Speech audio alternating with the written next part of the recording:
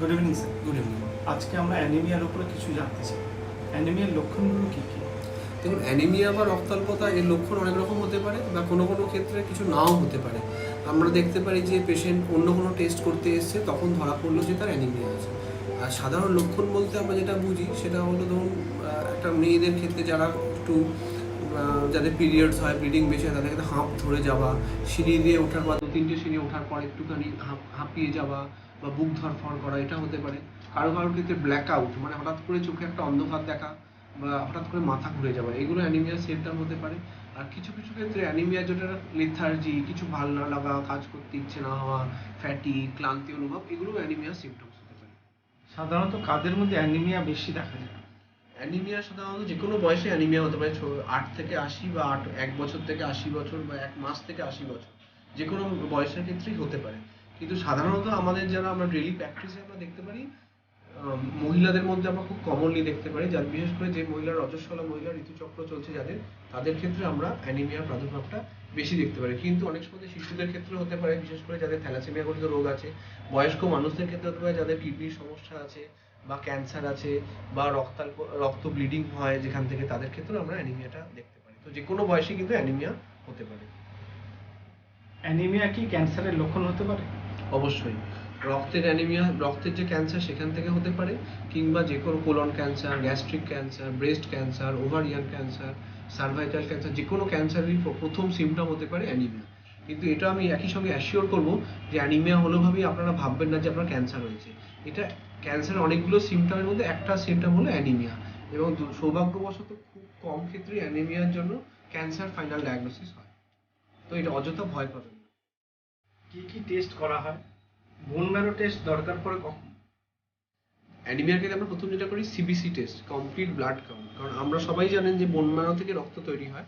তা বোন ম্যারোতে শুধু তো হিমোগ্লোবিন বা আরবিসি তৈরি হয় না, তার সঙ্গে প্লেটলেট তৈরি হয়, ডাব্লিউবিসি তৈরি হয়। প্লেটলেটটা ডেঙ্গুর কল্যাণে বা অকল্যাণে আমরা সবাই জেনে গেছেন যে প্লেটলেট বলে একটা বস্তু আছে। তো আমাদের ওই জন্য তিনটেই আমাদের দেখতে হয় একই সঙ্গে, হিমোগ্লোবিন, ডাব্লিউবিসি, প্লেটলেট। তিনটেই যদি কম থাকে তাহলে চিকিৎসা পদ্ধতি অন্য, আর যদি শুধু হিমোগ্লোবিন কম থাকে তাহলে চিকিৎসা পদ্ধতি অন্য। আর বোন ম্যারো টেস্টের ক্ষেত্রে বলতে পারা যায়, যেখানে দুই বা ততোধিক বা দুটো বা তিনটে কম থাকে, সেক্ষেত্রে ডেফিনেটলি আমরা বোন ম্যারো টেস্ট করি। আর যদি শুধু হিমোগ্লোবিন কম থাকে তাহলে আমরা প্রথমে বোন ম্যারো টেস্ট অ্যাভয়েড করি, কিন্তু তাতেও যদি অ্যানিমিয়াতে রেসপন্স না হয় তখন আমরা বোন ম্যারো টেস্ট অ্যাডভাইস করি। অ্যাপ্লাস্টিক অ্যানিমিয়া কি রোগ, কেন হয়? অ্যাপ্লাস্টিক অ্যানিমিয়া হচ্ছে যেখানে বোন ম্যারোটা আমাদের শুকিয়ে যায়। বোন ম্যারো শুকিয়ে যাওয়ার বিভিন্ন কারণ হতে পারে, এবং বয়স অনুযায়ীও বিভিন্ন কারণ হতে পারে। শিশুদের ক্ষেত্রে সাধারণত জিনঘটিত ত্রুটি বা বংশগত রোগের জন্য হতে পারে। অল্প বয়সীদের ক্ষেত্রে viral infection, hepatitis B, C, hepatitis A, E বা অন্যান্য ভাইরাল ইনফেকশন থেকে হতে পারে। বিভিন্ন ওষুধের পার্শ্ব প্রতিক্রিয়া হতে পারে। আর বয়স্ক মানুষের ক্ষেত্রে কোনো কারণ ছাড়াও অ্যাপ্লাস্টিক অ্যানিমিয়া হতে পারে। অ্যাপ্লাস্টিক অ্যানিমিয়া বলতে মোদ্দা কথা আমরা বুঝি যেখানে রক্তের হিমোগ্লোবিন, শ্বেত রক্তকণিকা, প্লেটলেট তিনটেই বেশি বা কম পরিমাণে কমে যায়। প্লেটলেট কম থাকাও কি অ্যানিমিয়ার লক্ষণ? না, এটা আমি একমত নই। অ্যানিমিয়া আর প্লেটলেট দুটো আলাদা বস্তু। কারণ একটা প্লেটলেট হিমোগ্লোবিনের সঙ্গে সম্পর্ক ডিরেক্টলি নেই, কিন্তু হ্যাঁ, যেহেতু বোন ম্যারোতে দুটোই তৈরি হয়, তা কিছু কিছু ক্ষেত্রে দুটোই কম থাকতে পারে। যেমন আমি একটু আগে বললাম অ্যাপ্লাস্টিক অ্যানিমিয়ার কথা। অ্যাপ্লাস্টিক অ্যানিমিয়াতে প্লেটলেটও কম থাকে, হিমোগ্লোবিনও কম থাকে। সেক্ষেত্রে আমরা দেখি যে দুটো একসাথে কম পাওয়া যায়। আর কিছু কিছু ক্ষেত্রে প্লেটলেট বেশি হয়, অ্যানিমিয়া বা হিমোগ্লোবিন কম হয়। এটা কিছু রেয়ার ব্লাড ক্যান্সারের ক্ষেত্রে আমরা দেখতে পাই। সাধারণ অ্যানিমিয়াতে কি কি চিকিৎসা পদ্ধতি ব্যবহার করা হয়, আর অ্যাপ্লাস্টিক অ্যানিমিয়াতে কি চিকিৎসা পদ্ধতি করা হয়? সাধারণ অ্যানিমিয়ার চিকিৎসা খুব সহজ। সাধারণত আমরা এটা আয়রন ডেফিসিয়েন্সি অ্যানিমিয়া পাই, সেটা কিছু ট্যাবলেট বা ইনজেকশনের দ্বারাই কারেকশনস করা যায়। কিন্তু অ্যাপ্লাস্টিক অ্যানিমিয়ার চিকিৎসাটা সম্পূর্ণ আলাদা। এক্ষেত্রে আমরা বিভিন্ন ধরনের চিকিৎসা পদ্ধতি ব্যবহার করি, কোনো কোনো ক্ষেত্রে বোন ম্যারো ট্রান্সপ্ল্যান্ট পর্যন্ত করা হয়। আর এখন আমাদের বাজারে মার্কেটে অনেক কিছু নতুন নতুন ওষুধ আবিষ্কার হয়েছে। তো সেই ইনজেকশনস বা ট্যাবলেটের দ্বারা আমরা অ্যাপ্লাস্টিক অ্যানিমিয়াকে সম্পূর্ণভাবে নির্মূল না করি, অনেকটা নিয়ন্ত্রণ বা কন্ট্রোল করতে পারি। সাধারণ অ্যানিমিয়াতে কি কি চিকিৎসা পদ্ধতি ব্যবহার করা হয়, আর এর থেকে অ্যাপ্লাস্টিক অ্যানিমিয়ার চিকিৎসা পদ্ধতির পার্থক্য কি? সাধারণ অ্যানিমিয়ার চিকিৎসা পদ্ধতি অপেক্ষাকৃত সহজ। আয়রন ডেফিসিয়েন্সি বা ভিটামিন ডেফিসিয়েন্সি থেকে যে অ্যানিমিয়াগুলো হয়, সেগুলো আমরা কিছু ট্যাবলেট বা সামান্য কিছু ইনজেকশনের দ্বারাই সম্পূর্ণ নিরাময় করতে পারি।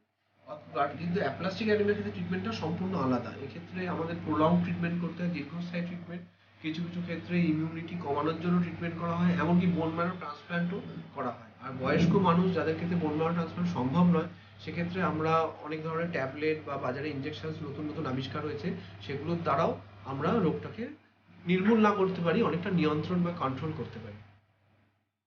এই সমস্ত রোগকে আবার ফিরে আসতে পারে? হ্যাঁ, রক্তের যে রোগগুলো হয়, সাধারণ আয়রন ডেফিসিয়েন্সি অ্যানিমিয়াই হোক বা অ্যাপ্লাস্টিক অ্যানিমিয়া হোক, চিকিৎসাতে কন্ট্রোল হয়, সম্পূর্ণ নির্মূল করা একটু কঠিন। নির্মূল কথাটা বা কিওর কথাটা আমরা সাধারণত ব্যবহার করি না। তো অ্যাপ্লাস্টিক অ্যানিমিয়া ভবিষ্যতে ফিরে আসতে পারে, বা অন্যান্য অ্যানিমিয়াও ঠিকমতো যদি ফলো আপ না করা হয়, ডাক্তারকে রেগুলারলি দেখানো না হয়, তাহলেও কিন্তু ফিরে আসতে পারে। তো আমরা অ্যাডভাইস করি যে বছরে অ্যাটলিস্ট 2বার আপনি রক্তের ডাক্তারের কাছে গিয়ে দেখান, যদি আপনার পূর্ববর্তীকালে কোনো রক্তের রোগ থেকে থাকে। কি কি সতর্কতা অবলম্বন করা উচিত? যে কোনো রক্তের রোগের ক্ষেত্রে আমরা কিছু বেসিক সতর্কতা অবলম্বন করতে বলি। তার মধ্যে প্রথম কথা হলো যে কোনো ক্রাউডেড প্লেসে না যাওয়া, যেখানে খুব ভিড় ভাট্টা, বাজার, রেল স্টেশন, বাস স্ট্যান্ড, এসব জায়গাগুলোকে একটুখানি অ্যাভয়েড করা। আরেকটা আমরা বলি যে বাসি খাবার না খাওয়া। সবাই জানেন সাধারণ লাইফস্টাইলের জন্যই আমাদের জাঙ্ক ফুড বা এগুলো অ্যাভয়েড, ভাজা খাবার এগুলো অ্যাভয়েড করা উচিত। যাদের রক্তের রোগ থাকে বা বিশেষ করে অ্যাপ্লাস্টিক অ্যানিমিয়া থাকে, তাদের একদমই এই বাসি খাবার বা বাইরের হোটেলের খাবার, ভাজা খাবার এগুলো খাওয়া উচিত না। আমরা যেটা বলি ফ্রেশ ফুড, মানে দিনে দিনে রান্না সেদিনেই খেয়ে ফেলা। এবং ফলের ক্ষেত্রে আমাদের কাছে প্রচুর প্রশ্ন আছে যে কি কি ফল খাবো। আমরা সাধারণত বলি যে বাড়িতে ধুয়ে সমস্ত ফলই খেতে পারেন, বাড়ির বাইরে ফল খাওয়া অ্যাভয়েড করবেন। ডায়েটের ক্ষেত্রে কি কি পরামর্শ দেবেন? দেখুন, আমাদের ডাক্তারদের প্রথম ডায়েটের কথাই সবাই জিজ্ঞেস করে। তো অ্যাপ্লাস্টিক অ্যানিমিয়া ডায়েটের ক্ষেত্রে আমি বলবো যে কোনো ডায়েটের দ্বারা অ্যাপ্লাস্টিক অ্যানিমিয়াকে প্রতিরোধ করা যায় না, কিন্তু সাধারণ যে অ্যানিমিয়া সেটাকে আমরা প্রতিরোধ করতে পারি। যেমন আয়রন ডেফিসিয়েন্সি অ্যানিমিয়া, আমরা যদি ঠিকমতো শাকসবজি খাই, পরিমিত পরিমাণে মাছ মাংস সব খাই, যারা শাকাহারী বা নিরামিষাশী তাদের ক্ষেত্রে ভালো করে শাকসবজি খেতে হবে। অন্যান্য কিছু অনেক সময় বাজার যদি ট্যাবলেটস খান বা সিরাপ, সেসব খেয়ে যাতে আয়রন ডেফিসিয়েন্সি না হয় সেটা আমাদের লক্ষ্য রাখতে হবে। আর অ্যাপ্লাস্টিক অ্যানিমিয়া ডায়েটের ক্ষেত্রে বলবো অজানা কোনো খাবার আপনারা আগে থেকে খাবেন না। কিছু কিছু ওষুধ আছে যেগুলো বাজারে স্ট্যান্ডার্ড ওষুধ নয়, বা ধরো কোনো ফুড সাপ্লিমেন্টস আছে যেগুলোর কোনো মাপকাঠি অ্যাপ্রুভ নয়, সেরকম ওষুধ খেলে কিন্তু রেয়ারলি আমরা দেখেছি যে অ্যাপ্লাস্টিক অ্যানিমিয়া হয়েছে।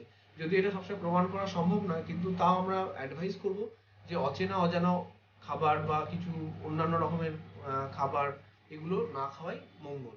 বাজার যদি ন্যাচারাল ফুড যত খাবেন তত আমাদের শরীরে তার অ্যাবজর্পশনও ভালো, এফেক্টসও ভালো। সবশেষে বলবো আপনারা অযথা ভয় পাবেন না, ভয় আমাদের সবচেয়ে বড় শত্রু। যদি রোগ হয়ে থাকে তার চিকিৎসা নিশ্চয়ই কিছুটা আছে, চিকিৎসা করান, ডাক্তারের পরামর্শ নিন, অযথা কোনো বিজ্ঞাপন, অ্যাডভার্টাইজমেন্ট বা প্রচার দ্বারা বিভ্রান্ত হবেন না, নর্মালভাবে থাকুন, যা যা চিকিৎসা পদ্ধতি করা হচ্ছে, টেস্ট করা হচ্ছে সেগুলো ফলো করুন, এবং রেগুলার একটা ফলো আপে থাকুন, অ্যাটলিস্ট 3 থেকে 6 মাস অন্তর অন্তর ডাক্তারবাবুর পরামর্শ নিন, তাহলেই সুস্থ স্বাভাবিক জীবনযাপন করতে পারবেন।